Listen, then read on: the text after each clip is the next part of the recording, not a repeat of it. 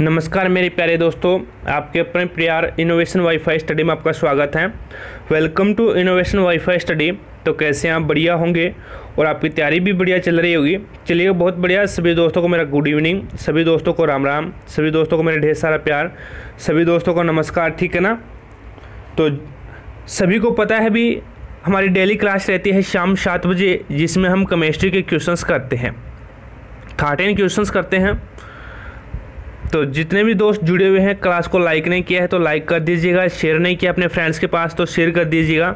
जितने भी आपके पास स्टडी ग्रुप है, चाहे वो फेसबुक ग्रुप हो या फिर व्हाट्सएप ग्रुप हो, सभी पे एक बार क्लास का शेयर मार दीजिएगा ताकि सारे के सारे दोस्त टाइम पे आ जाए। स्टार्ट करेंगे वे 13 क्वेश्चंस, इंपॉर्टेंट क्वेश्चंस हैं, ठीक है ना? एग्जाम की दृष्टि से सभी जुड़ जाइएगा। बढ़िया बढ़िया क्वेश्चंस हैं। चलिए दोस्तों, फर्स्ट नंबर क्वेश्चंस देखिएगा, आपके सामने हैं। एक ही रासायनिक तत्वों के विभिन्न प्रारूप को कहते हैं। एक ही रासायनिक तत्वों के विभिन्न प्रारूप को कहते हैं। ऋणायन, धनायन, वफर, उपयुक्त, अपरूप। चलिए, फर्स्ट नंबर क्वेश्चंस का आंसर दीजिएगा भाई, सभी दोस्तों का आंसर आना चाहिए। एक ही रासायनिक तत्वों के विभिन्न प्रारूप को कहते हैं, क्वेश्चंस है, आंसर दीजिएगा भाई इसका।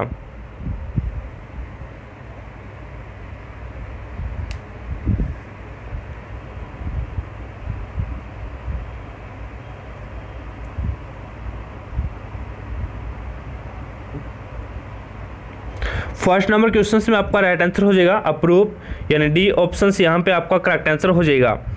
चलिए दोस्तों, नेक्स्ट क्वेश्चन देखिएगा। नेक्स्ट क्वेश्चन आपके सामने है। हाइड्रोजन के साथ सबसे अधिक यौगिक निम्नलिखित में से किस तत्व द्वारा बनाए जाते हैं? हाइड्रोजन के साथ सबसे अधिक यौगिक निम्नलिखित में से किस तत्व द्वारा बनाए जाते हैं? Carbon, nitrogen, oxygen, silicon. बताइएगा भाई 2 नंबर क्वेश्चन में आपका राइट आंसर क्या रहेगा? सभी दोस्तों का आंसर आना चाहिए, ठीक है ना? 2 नंबर क्वेश्चन में बताना है।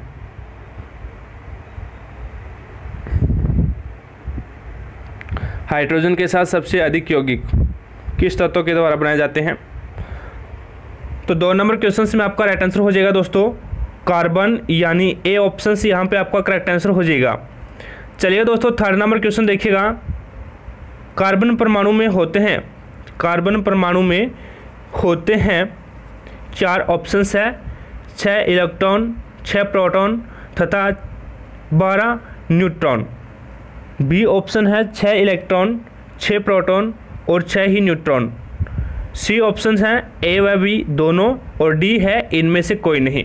चलिएगा दोस्तों, 3 नंबर क्वेश्चंस का आंसर दीजिएगा। कार्बन परमाणु में होते हैं, बताइएगा कितने प्रोटॉन होते हैं, कितने इलेक्ट्रॉन होते हैं, कितने न्यूट्रॉन होते हैं?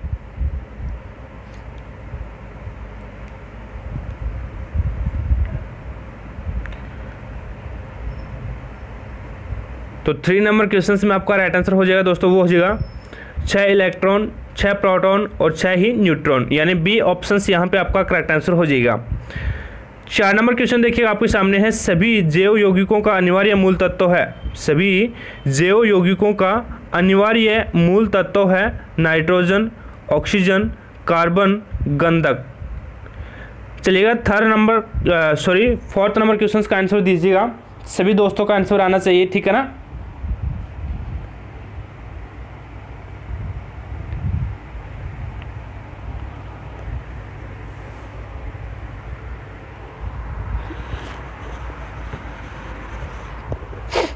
चार नंबर क्वेश्चंस का आंसर होगा वो हो कार्बन, यानी सी ऑप्शन यहाँ पे आपका करेक्ट आंसर हो जाएगा कार्बन, ठीक है ना?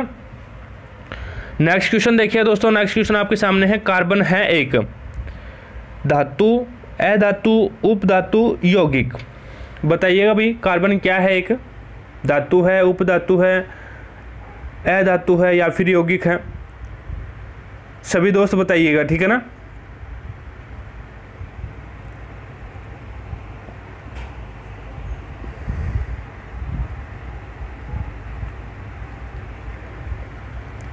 फाइव नंबर क्वेश्चन का राइट आंसर होगा दोस्तों, वो हो जाएगा अधातु, यानी बी ऑप्शंस आपका यहाँ पे करेक्ट आंसर हो जाएगा अधातु।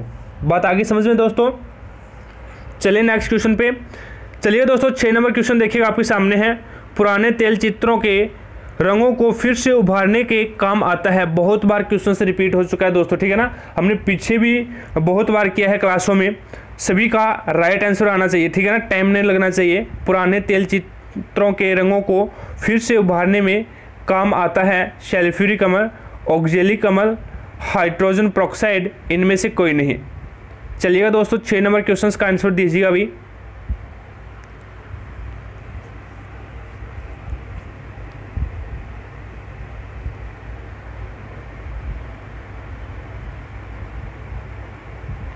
छह नंबर क्वेश्चन में आपका राइट आंसर हो जाएगा हाइड्रोजन पेरोक्साइड, यानी सी ऑप्शन आपका यहाँ पे करेक्ट आंसर हो जाएगा। 7 नंबर क्वेश्चन देखिएगा। 7 नंबर क्वेश्चन आपके सामने है। क्वेश्चन है बालों के ब्लीचिंग में प्रयुक्त होता है। बालों के ब्लीचिंग में प्रयुक्त होता है। ऑप्शंस है सल्फ्यूरिक अम्ल, ऑक्जेलिक अम्ल, हाइड्रोजन पेरोक्साइड, इनमें से कोई नहीं। 7 नंबर क्वेश्चन का आंसर दीजिएगा अभी।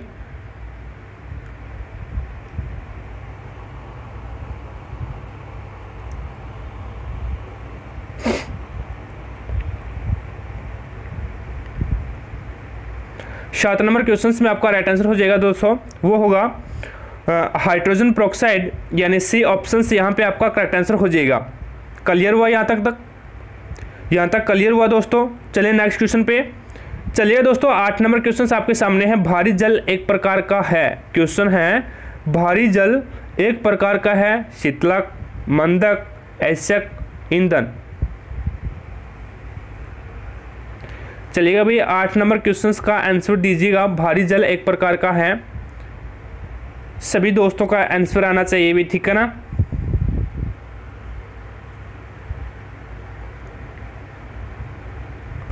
जितने भी दोस्त क्लास को देख रहे हैं, जिसने भी लाइक नहीं किया है तो लाइक कर दीजिएगा। शेयर नहीं किया अपने फ्रेंड्स के पास तो क्लास का शेयर मार दीजिएगा, ठीक है ना, ताकि सभी दोस्तों को इस क्लास का लाभ मिल सके।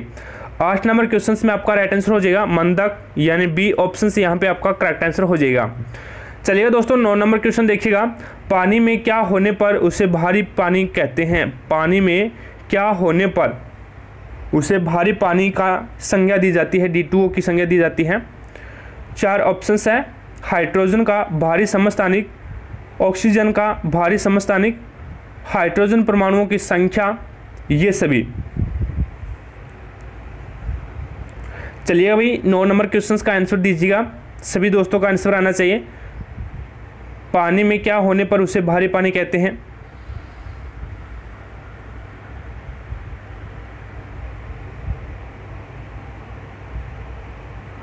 तो 9 नंबर क्वेश्चन में आपका राइट आंसर हो जाएगा हाइड्रोजन का भारी समस्थानिक, यानी ए ऑप्शन यहाँ पे आपका करेक्ट आंसर हो जाएगा।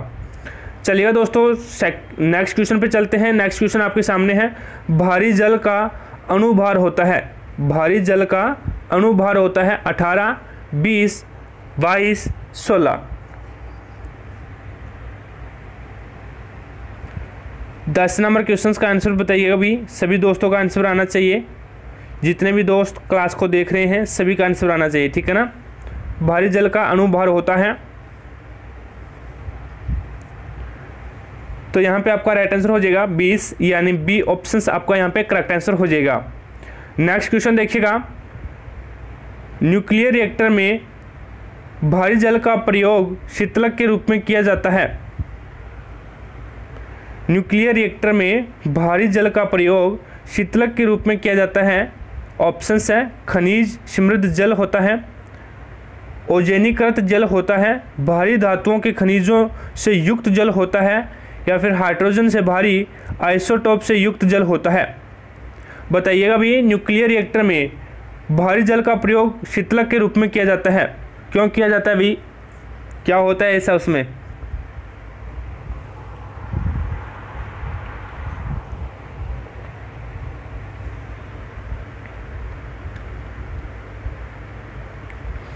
ग्यारह नंबर क्वेश्चन में आपका राइट आंसर हो जाएगा दोस्तों। हाइड्रोजन के भारी आइसोटोप से युक्त जल होता है। हाइड्रोजन के भारी आइसोटोप से युक्त जल होता है। डी ऑप्शन यहाँ पे आपका करेक्ट आंसर हो जाएगा। चलिएगा नेक्स्ट क्वेश्चन पे चलते हैं। अगला क्वेश्चन देखिएगा आपके सामने है। एक नाभिकीय रिएक्टर में भारी जल का क्या काम होता है। एक नाभिकीय रिएक्टर में भारी जल का क्या काम होता है? न्यूट्रॉन की गति को कम करना, न्यूट्रॉन की गति को बढ़ाना, रिएक्टर को ठंडा करना, नाभिकीय क्रिया को रोकना। बताइएगा दोस्तों 12 नंबर क्वेश्चन में आपका राइट आंसर क्या रहेगा? सभी दोस्तों का आंसर आना चाहिए, ठीक है ना।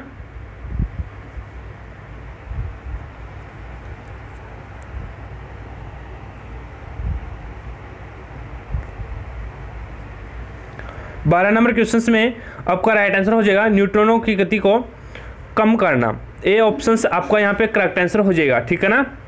नेक्स्ट क्वेश्चन देखिएगा दोस्तों, 13 नंबर क्वेश्चन आपके सामने है। केतली में पानी को उबालने पर उसकी आंतरिक परत पर सफेद पदार्थ की एक परत जमा हो जाती है। सोडियम क्लोराइड की, कैल्शियम क्लोराइड की, मैग्नीशियम क्लोराइड की या कैल्शियम व मैग्नीशियम के कार्बोनेट्स की।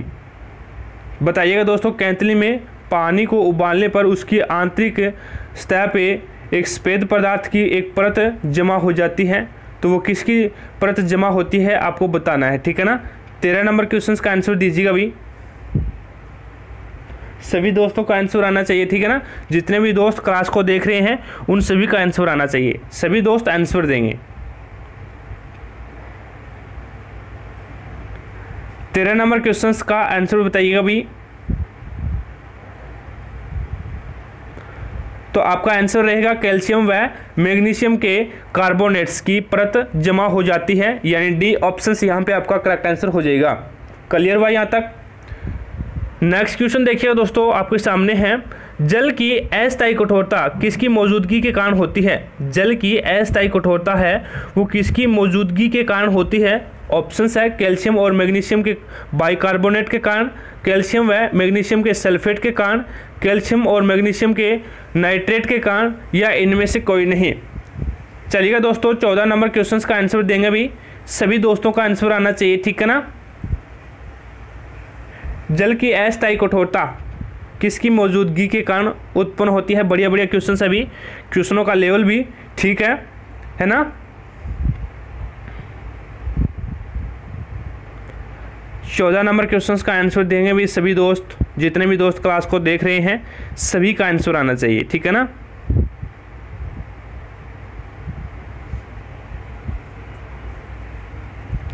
चौदह नंबर क्वेश्चन में आपका राइट आंसर होगा दोस्तों, वो हो जाएगा कैल्शियम और मैग्नीशियम के बाइकार्बोनेट। ए ऑप्शन यहाँ पे आपका करेक्ट आंसर हो जाएगा। कैल्शियम और मैग्नीशियम के बाइकार्बोनेट की मौजूदगी के कारण जल की अस्थायी कठोरता होती है। क्लियर हुआ यहाँ तक दोस्तों। चलिए नेक्स्ट क्वेश्चन पे चलिएगा दोस्तों। नेक्स्ट क्वेश्चन आपके सामने है, ये लीजिएगा, आंसर दीजिएगा। क्वेश्चन है, समुद्र का जल वर्षा के जल से अधिक लवण युक्त होता है क्योंकि नदियां अपने साथ लवण बहाकर लाती हैं, समुद्र के अंदर लवणीय चट्टानें हैं, या फिर समुद्र के आसपास वातावरण लवणीय होता है, या इनमें से कोई नहीं। सभी का राइट आंसर आना चाहिए भी, ठीक है ना। टाइम नहीं लगना चाहिए। समुद्र का जल वर्षा के जल से अधिक लवण युक्त होता है, क्यों होता है अभी बताइएगा।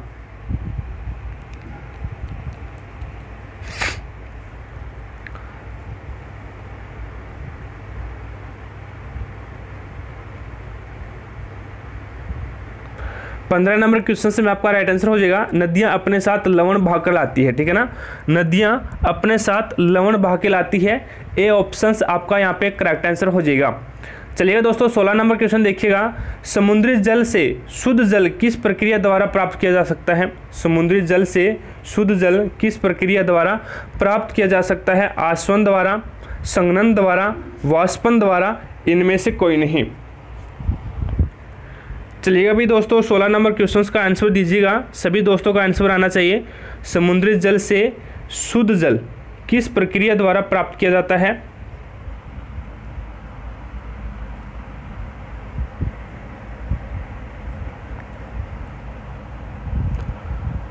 तो 16 नंबर क्वेश्चन में आपका राइट आंसर होगा दोस्तों, वो हो जाएगा वाष्पन द्वारा, यानी सी ऑप्शन आपका यहाँ पे करेक्ट आंसर हो जाएगा। सॉरी, आसवन द्वारा, ठीक है ना। आसवन द्वारा यहाँ पे आपका राइट आंसर होगा भाई, आसवन। ए ऑप्शन आपका यहाँ पे करेक्ट आंसर हो जाएगा। बात आगे समझ में। नेक्स्ट क्वेश्चन देखिएगा आपके सामने है, निम्नलिखित में से कौन सा विद्युत का चालक है? निम्न में से कौन सा विद्युत का चालक है? ऑप्शंस है रबड़, शुद्ध जल, लवण जल, बेंजीन। बताइएगा भी 17 नंबर क्वेश्चन से में आपका राइट आंसर क्या रहेगा। सभी दोस्तों का आंसर आना चाहिए। विद्युत का चालक है। 17 नंबर क्वेश्चन का आंसर दीजिएगा भाई।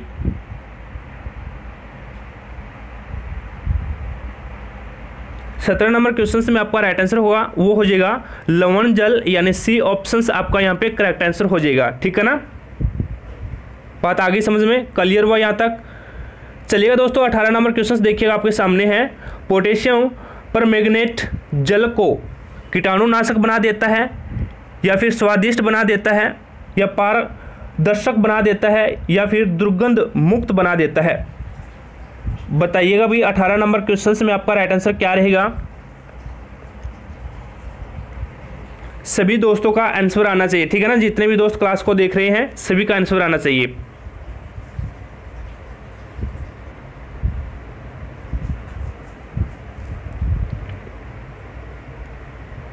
तो 18 नंबर क्वेश्चन है, इसमें आपका राइट आंसर हो जाएगा पोटेशियम परमैंगनेट है वो जल को कीटाणुनाशक बना देता है। ठीक है ना, ए ऑप्शन यहाँ पे आपका करेक्ट आंसर हो जाएगा।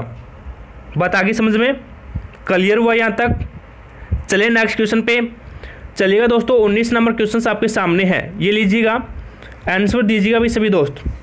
ग्रामीण क्षेत्रों में जल का कीटाणुनाशक किया जाता है। ग्रामीण क्षेत्रों में जल का कीटाणुनाशक किया जाता है सोडियम क्लोराइड द्वारा, क्लोरीन द्वारा, पोटेशियम द्वारा, या फिर सोडियम सल्फेट द्वारा। बताइएगा भाई 19 नंबर क्वेश्चन में आपका राइट आंसर क्या रहेगा दोस्तों। सभी दोस्तों का आंसर आना चाहिए। ठीक है ना, जितने भी दोस्त क्लास को देख रहे हैं सभी का आंसर आना चाहिए, सभी अपना अपना आंसर देंगे। ठीक है,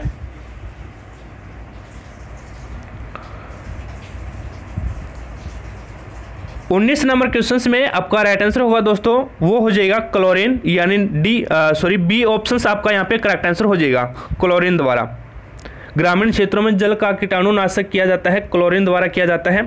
ठीक है, चलिएगा नेक्स्ट क्वेश्चन पे चलते हैं। नेक्स्ट क्वेश्चन आपके सामने है। पानी में नमक मिलाने पर पानी के क्वथनांक और हिमांक बढ़ जाएंगे, घट जाएंगे, क्रमशः बढ़ और घट जाएंगे, या इनमें से कोई नहीं। 20 नंबर क्वेश्चन का आंसर दीजिएगा भी, सभी दोस्तों का आंसर आना चाहिए।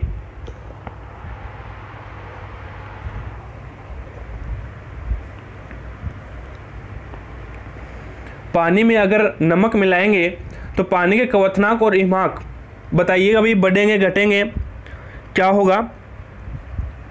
सभी दोस्तों का आंसर आना चाहिए भी। 20 नंबर क्वेश्चन का राइट आंसर क्या रहेगा। जितने भी दोस्त क्लास देख रहे हैं, जिसने भी लाइक नहीं किया है तो लाइक कर दीजिएगा, शेयर नहीं किया अपने फ्रेंड्स के पास तो क्लास का शेयर मार दीजिएगा एक बार। ठीक है ना, ताकि सभी दोस्तों को क्लास का लाभ मिल सके। चलिएगा 20 नंबर क्वेश्चन में आपका राइट आंसर हो जाएगा क्रमशः बढ़ और घट जाएंगे, यानी क्वथनांक है वो तो क्रमशः बढ़ जाएगा और उसका जो हिमांक बिंदु है वो क्रमशः घट जाएगा। बात आगे ना समझ में, सी ऑप्शन यहाँ पे आपका करेक्ट आंसर हो जाएगा। चलिएगा दोस्तों 21 नंबर क्वेश्चन देखिएगा। विश्व के कितने प्रतिशत भूभाग पर जल है। विश्व के कितने प्रतिशत भूभाग पर जल है। 71%, 54%, 91% या 100%। बताइएगा 21 नंबर क्वेश्चन पे राइट आंसर बताइएगा दोस्तों।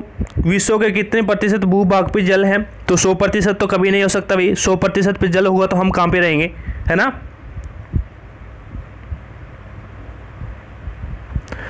तो 21 नंबर क्वेश्चन में आपका राइट आंसर होगा दोस्तों वो हो जाएगा 71%, यानी ए ऑप्शन आपका यहाँ पे करेक्ट आंसर हो जाएगा।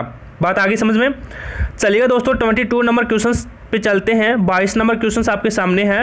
हाइड्रोजन सल्फाइड या हाइड्रोजन क्लोराइड की तुलना में जल का उच्च क्वथनांक किसके कारण है।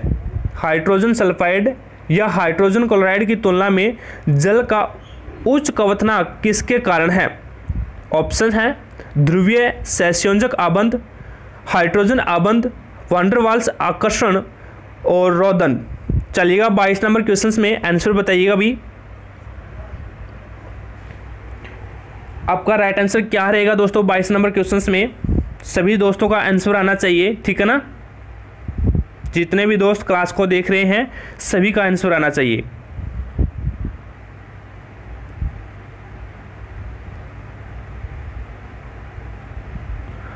बाईस नंबर क्वेश्चन में आपका राइट आंसर हो जाएगा हाइड्रोजन आबंध, यानी बी ऑप्शन आपका यहाँ पे करेक्ट आंसर हो जाएगा। क्लियर हुआ यहाँ तक?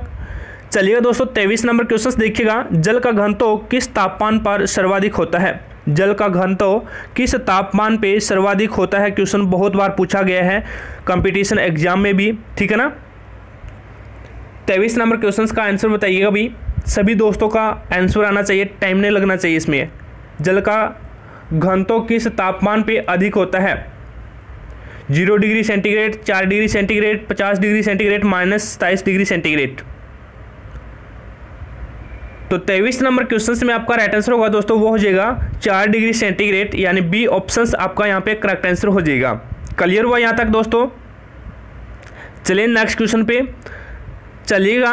24 नंबर क्वेश्चन आपके सामने है, शुद्ध जल होता है अम्लीय, क्षारीय, न्यूटन या फिर इनमें से कोई नहीं, यानी न्यूटन यानी उदासीन, है ना।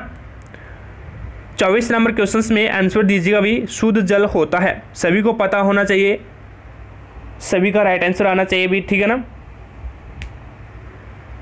चलिएगा भी दोस्तों 24 नंबर क्वेश्चन का आंसर दीजिएगा।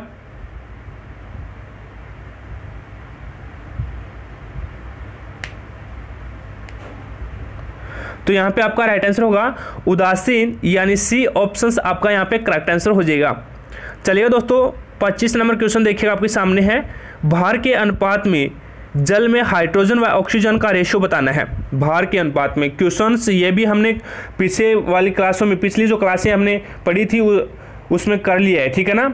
अगर आपने क्वेश्चनों को बढ़िया तरीके से पढ़ा है तो आप इसका आंसर दे पाएंगे। भार के अनुपात में जल में हाइड्रोजन और ऑक्सीजन का रेशियो बताना है 1:8, 8:1, 1:2, 2:1। बताइएगा दोस्तों 25 नंबर क्वेश्चन में आपका राइट आंसर क्या रहेगा?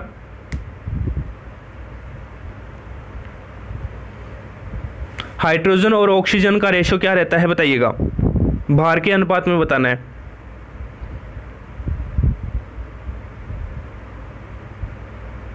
तो 25 नंबर क्वेश्चन में आपका राइट आंसर हो जाएगा 1:8, यानी ए ऑप्शन आपका यहाँ पे राइट आंसर हो जाएगा। दूसरी बार क्वेश्चन को पढ़ रहे हैं दोस्तों, है ना। एक बार पहले भी हम पढ़ चुके हैं पहली वाली क्लासों में, तो क्वेश्चनों पे गौर फोकस रखा करो, अपना फोकस रखा करो, ठीक है ना। चलिएगा 26 नंबर क्वेश्चन, ये भी हम पहले वाली क्लासों में पढ़ चुके हैं। आयतन के अनुपात में जल में हाइड्रोजन व ऑक्साइड का अनुपात बताना है। सॉरी, ऑक्सीजन होगा यहाँ पे, ठीक है ना, ऑक्सीजन। आयतन के अनुपात में जल में हाइड्रोजन व ऑक्सीजन का रेशियो बताना है, कितना रहेगा? 1:8, 8:1, 1:2, 2:1। बताइएगा दोस्तों 26 नंबर क्वेश्चन में आपका राइट आंसर क्या रहेगा? पहले हमने भार के अनुपात में पढ़ा था, अब आयतन के अनुपात में पढ़ रहे हैं, ठीक है ना। जल में ऑक्सीजन और हाइड्रोजन या हाइड्रोजन व ऑक्सीजन का अनुपात बताना है। 26 नंबर क्वेश्चंस में आंसर दीजिएगा भी, सभी दोस्तों का आंसर आना चाहिए।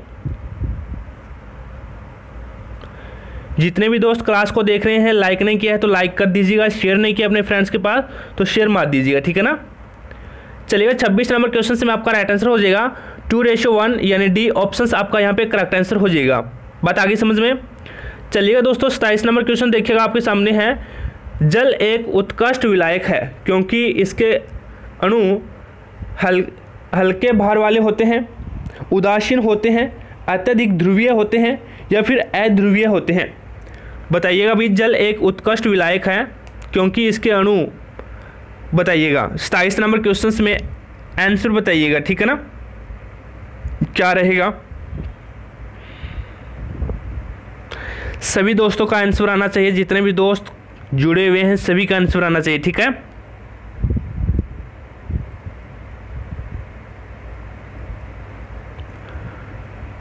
सताइस नंबर क्वेश्चन में आपका राइट आंसर होगा दोस्तों वो हो जाएगा अत्यधिक ध्रुवीय होते हैं। सी ऑप्शन से यहाँ पे आपका राइट आंसर हो जाएगा, जल एक उत्कृष्ट विलायक है क्योंकि इसके जो अणु हैं वो अत्यधिक ध्रुवीय होते हैं। बात आगे समझ में क्लियर हुआ यहाँ तक। चलिए नेक्स्ट क्वेश्चन पे चलिएगा दोस्तों। नेक्स्ट क्वेश्चन आपके सामने है, निम्नलिखित में से हाइड्रोजन के बड़े खंडों को कौन अवशोषित करता है? निम्नलिखित में से हाइड्रोजन के बड़े खंडों को कौन अवशोषित करता है? ऑप्शंस आपके सामने, पैलेडियम का कोलाइडिविलियन, कोलाइड फेरिक हाइड्रोक्साइड, परिष्कृत विभाजित प्लेटिनम, परिष्कृत विभाजित निकेल। बताइएगा दोस्तों 28 नंबर क्वेश्चन में आपका राइट आंसर क्या रहेगा? हाइड्रोजन के बड़े खंडों को अवशोषित कौन करता है?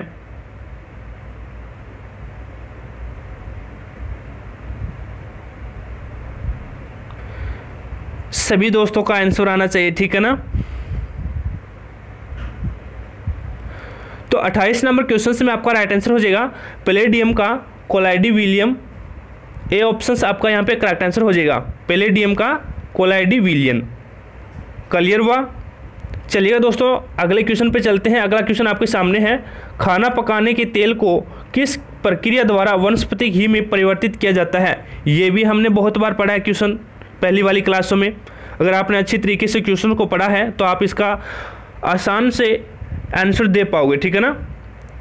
खाना पकाने के तेल को किस प्रक्रिया द्वारा वनस्पति घी में परिवर्तित किया जाता है? हाइड्रोजनीकरण द्वारा, क्रिस्टलीकरण द्वारा, आसवन द्वारा, उपचयन द्वारा। चलिएगा भाई 29 नंबर क्वेश्चन का आंसर बताइएगा। सभी दोस्तों का आंसर आना चाहिए, ठीक है ना।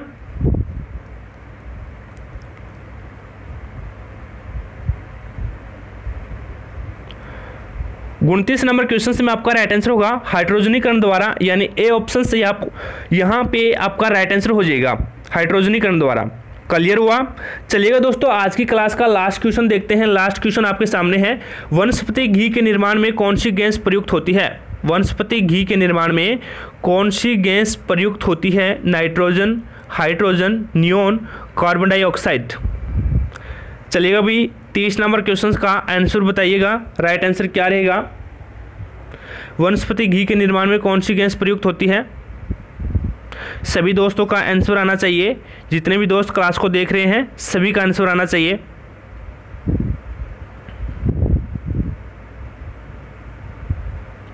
तीस नंबर क्वेश्चन में आपका राइट आंसर हो जाएगा दोस्तों, वो हो जाएगा हाइड्रोजन, यानी बी ऑप्शन आपका यहाँ पे राइट आंसर हो जाएगा, ठीक है ना। हाइड्रोजन, वनस्पति घी के निर्माण में हाइड्रोजन गैस प्रयुक्त की जाती है। तो आशा करता हूँ दोस्तों आज की क्लास में हमने 30 क्वेश्चन किए हैं, तो सभी के सभी आपको समझ में आ गए होंगे। अगर फिर भी कोई भी क्वेश्चंस में आपको डाउट लगती है तो मुझे कमेंट बॉक्स में कमेंट जरूर करें। जैसे ही नेक्स्ट क्लास होगी उस क्लास में आपकी डाउट को क्लियर किया जाएगा, ठीक है ना। क्लास पसंद आई है तो दिल से लाइक कर दो यार, और अपने दोस्तों के पास शेयर कर दो, ठीक है ना। जितने भी आपके पास फेसबुक ग्रुप है, व्हाट्सएप ग्रुप है, उन सभी पे क्लास का एक बार शेयर मार दीजिएगा ताकि सभी दोस्तों को इस क्लास का लाभ मिल सके, ठीक है। चैनल पे नए हो तो चैनल को सब्सक्राइब कर लेना, पास मिल गए बेल आइकन को भी प्रेस कर लेना ताकि जैसे ही जेट आईसीआर और बीएचओ की क्लासें लगे तो उसका नोटिफिकेशन सबसे पहले आपके पास पहुंच जाए और आप तुरंत उसका लाभ उठा सको। तो आज की क्लास में इतना ही, मिलते हैं नेक्स्ट क्लास में, तब तक जय हिंद जय भारत।